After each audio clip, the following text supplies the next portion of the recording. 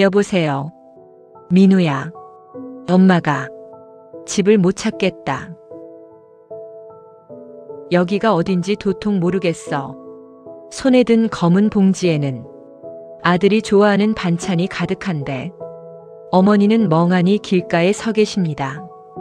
불과 5분 거리의 집인데 기억이 하얗게 지워진 겁니다. 평생 똑똑하셨던 우리 어머니, 자식들에게 짐이 되기 싫다며 몸에 좋다는 건 다 챙겨 드셨는데 대체 왜 이런 일이 생긴 걸까요? 그 비밀은 다름 아닌 어머니가 매일 열고 닫던 냉장고 속에 숨어 있었습니다. 당장 빼지 않으면 부모님의 뇌와 몸을 망치는 치명적인 습관이 있었습니다. 올해 68이 된 정자 씨는 자타가 공인하는 살림꾼이었습니다.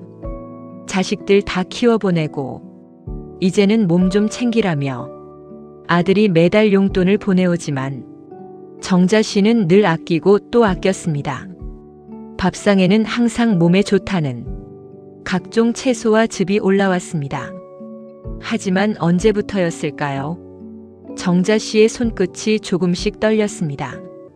아침에 일어나면 머리가 깨질 듯 아프고 방금 둔 리모컨 위치를 기억하지 못해 온 집안을 헤매기 일쑤였습니다. 내가 왜 이러지? 벌써 치매라도 온 걸까? 정자 씨는 가슴이 덜컥 내려앉았습니다. 자식들에게 걱정 끼치기 싫어 아픈 몸을 이끌고 냉장고로 향합니다. 몸에 좋다는 한약재를 달인 물을 페트병 가득 담아 한 모금 마십니다. 그리고 먹다 남은 찌개는 냄비째로 냉장고에 쑥 밀어넣습니다. 이것이 몸을 무너뜨리는 시작인 줄은 꿈에도 모른 채 말입니다. 민우가 전화를 걸 때마다 정자 씨는 늘 같은 말만 했습니다. 엄마는 잘 먹고 있으니 걱정 마라.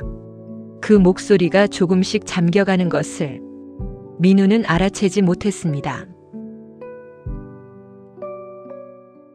주말을 맞아 오랜만에 찾은 어머니 집. 민우는 현관문을 열자마자 쿵 하는 심장의 내려앉음을 느꼈습니다. 집안 가득 퍼지는 정체 모를 퀴퀴한 냄새. 그리고 거실 한가운데 멍하니 앉아 아들을 알아보지 못하는 어머니의 눈빛. 엄마, 나왔어. 민우. 정자 씨는 한참을 서성이다가 그제야 아들의 손을 잡고 눈물을 흘립니다. 민우야, 내가 요즘 정신이 없다. 병원으로 달려가 검사를 받았습니다. 의사 선생님의 표정이 어두워집니다. 면역 수치는 바닥을 치고 있었고 뇌세포 손상이 의심되는 초기 인지기능 저하 소견이 나왔습니다. 선생님, 우리 엄마가 왜 이럴까요? 좋은 것만 드셨는데 왜? 의사는 고개를 저으며 말했습니다. 몸에 좋은 걸 드시는 것보다 어떻게 보관하고 드셨는지가 더 중요합니다. 집으로 돌아온 민우는 정자 씨가 잠든 사이 주방으로 향했습니다. 그리고 냉장고 문을 연 순간 눈물이 왈칵 쏟아지고 말았습니다. 자식을 위해 아끼느라 정작 당신의 몸은 썩어가고 있었던 어머니의 처절한 흔적들이 보였습니다. 냉장고 안은 온통 낡은 플라스틱 통과 대충 묶어놓은 비닐봉지뿐이었습니다. 몸에 좋다던 산나물은 수분이 다 빠진 채 검게 변해 있었고 오래된 페트병 속 달인 물은 바닥에 정체 모를 침전물이 가득했습니다. 민우는 주방 바닥에 주저앉아 자신의 무심함을 탓하며 울었습니다. 내가 돈만 보내면 다인 줄 알았구나. 이대로 둘 수는 없다. 엄마를 살려야 한다. 민우는 소매를 걷어붙였습니다. 냉장고에 있는 물건들을 모두 거실 바닥으로 꺼내기 시작했습니다. 유통기한이 수년은 지난 양념들, 깨지고 금이 간 플라스틱 용기들, 그 안에 가득 찬 곰팡이와 독소들이 어머니의 뇌를 공격하고 있었던 겁니다.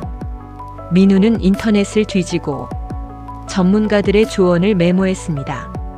시니어들이 건강을 위해 먹는 습관이 어떻게 독이 되는지 샅샅이 찾아냈습니다. 그리고 어머니의 식탁을 완전히 바꾸기로 결심합니다. 민우는 먼저 쓰레기 봉투를 펼쳤습니다. 그리고 냉장고 속에 있던 오래된 플라스틱 반찬통을 전부 쏟아붓기 시작했습니다.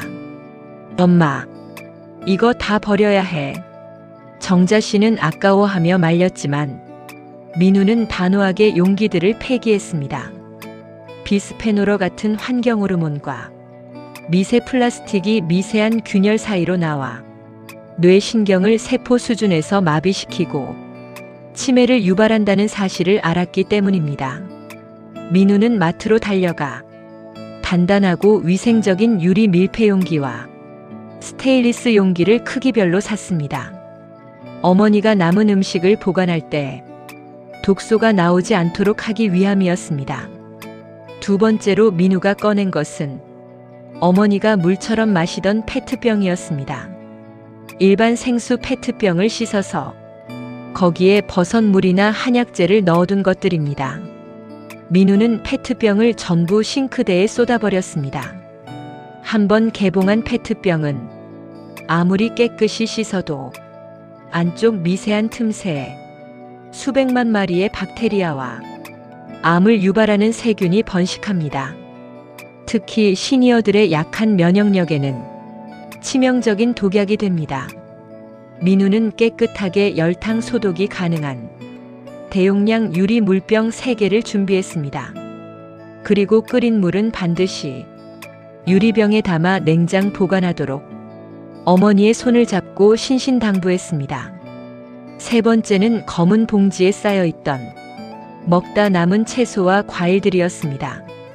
대충 묶어둔 봉지 안에서 이미 눈에 보이지 않는 곰팡이 독소인 아플라톡신이 퍼지고 있었습니다.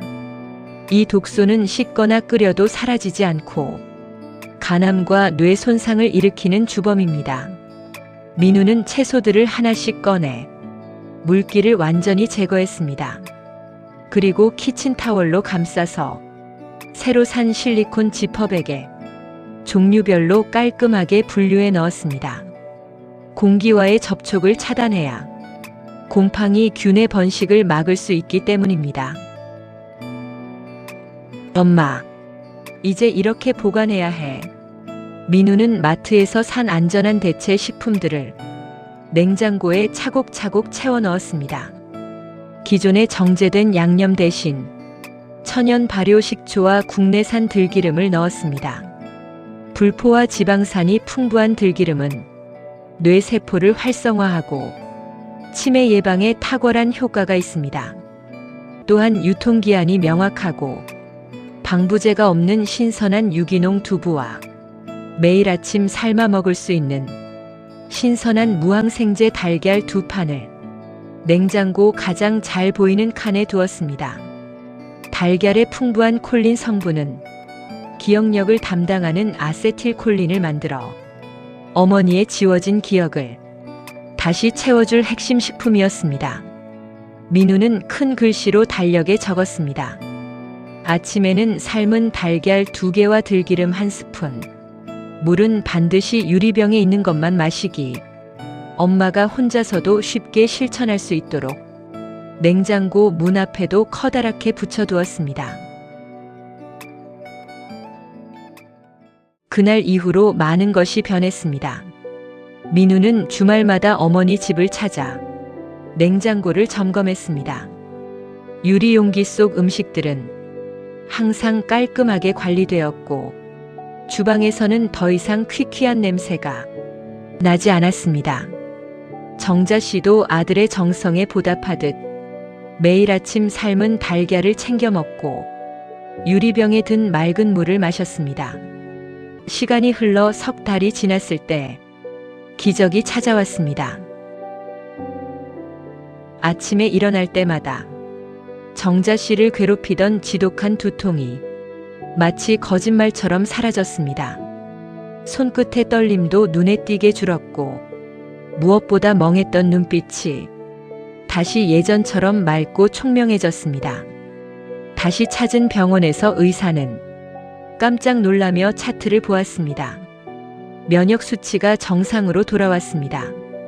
뇌 기능인지 점수도 나이대에 비해 아주 훌륭합니다. 민우는 의사의 말을 듣는 순간 어머니의 손을 꼭 잡았습니다. 어머니의 눈가에도 눈물이 촉촉하게 고였습니다. 민우야, 내가 이제 살 것 같다. 내가 엄마를 살렸어.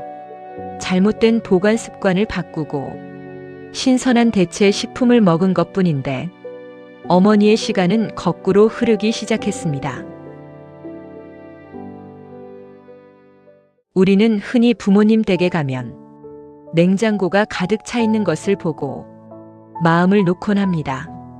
하지만 그 속을 자세히 들여다보면 자식들에게 아끼고 남은 오래된 상처들이 가득할지도 모릅니다.